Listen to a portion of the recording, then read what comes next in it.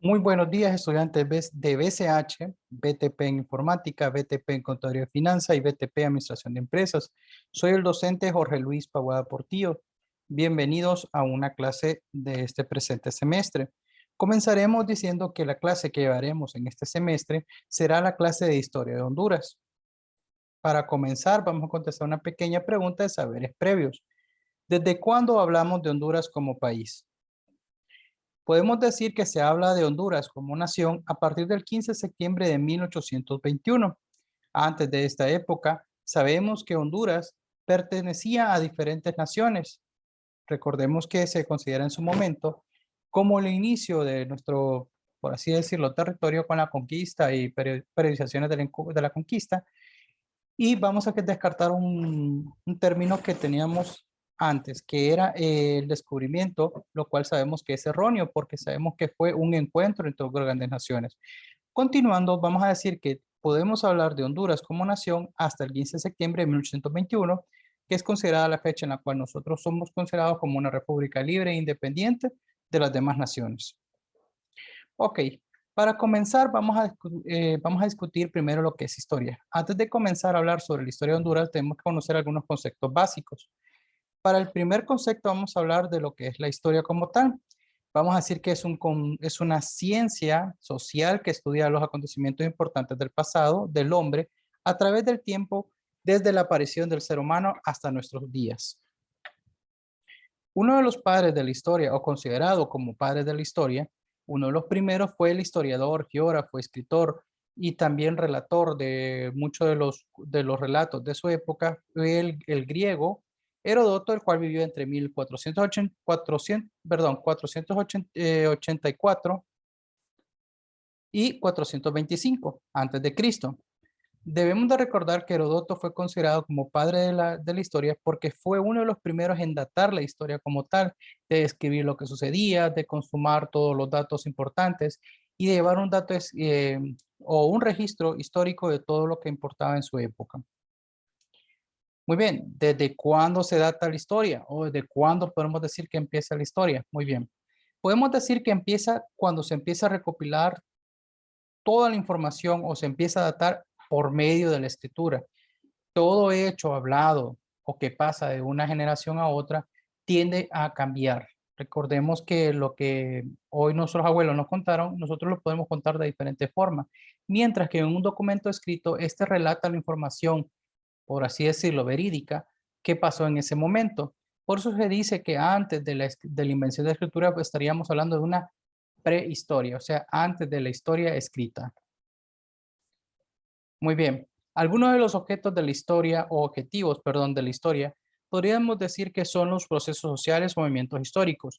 Debemos de recordar que cuando hablamos de procesos sociales o movimientos históricos, son los más relevantes, los más importantes, los que ocasionaron un cambio, los que ocasionaron, digamos, los pasos importantes para una liberación o, por así decirlo, algo que cambió por completo el pensar o el sentir de una nación o su forma de vivir. Por así decirlo, vamos a irnos a dos grandes hechos, digamos la Primera y Segunda Guerra Mundial, que cambiaron mucho el rumbo, tanto económico, social, eh, habitual de que la gente tenía en ese momento, a lo que hoy conocemos. Recordemos que esto es lo que hace la historia. Recopila, entiende o analiza y estudia los procesos sociales o movimientos históricos de la época en que la persona está o se lleva a cabo el dicho proceso. Bueno, por lo tanto, también nos vamos a ayudar a dirigir o a definir lo siguiente. Uno, paso de una forma de organización a otra. Ok, cuando hablamos que nos ayuda a entender esto, es que nos ayuda a entender cómo es que pasamos de una organización a otra. Dos, los factores de cohesión, o sea, factores que se interlazan. Tres, tipo de relación humana. Cuando hablamos de los tipos de relación humana, estamos hablando de los tipos conceptualizados, por así decirlo, las bases que se utilizaban en ese momento para definir lo que eran las relaciones humanas entre una y otra, por así decirlo, digamos, clases sociales.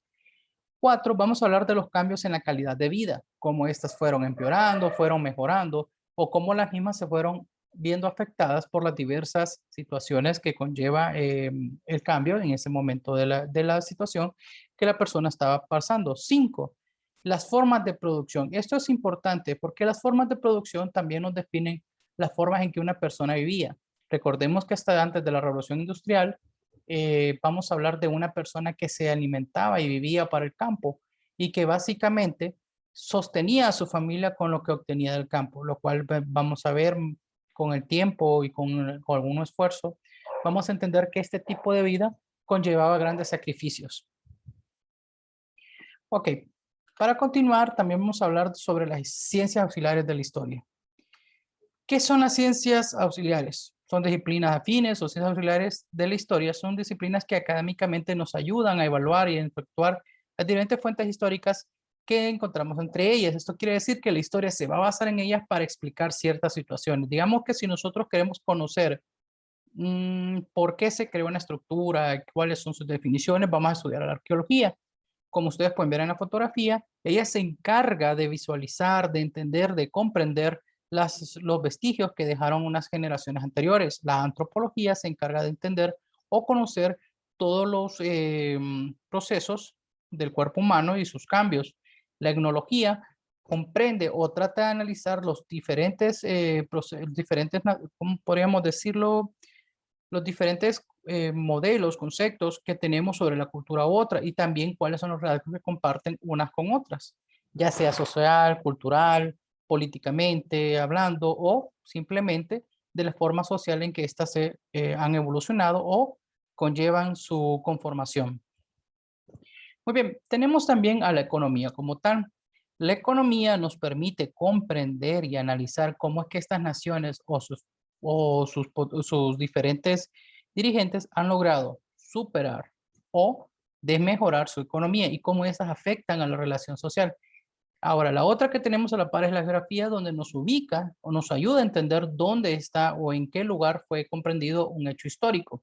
Muy bien, todas estas historias, perdón, todas estas ciencias auxiliares que vimos anteriormente o pudimos observar, nos ayudan a comprender a la historia o le ayudan a comprender a la historia, por así decirlo, cómo esto puede afectar al ser humano. Recuerden que la historia trata de estudiar los diferentes conceptos históricos, pero en relación al ser humano.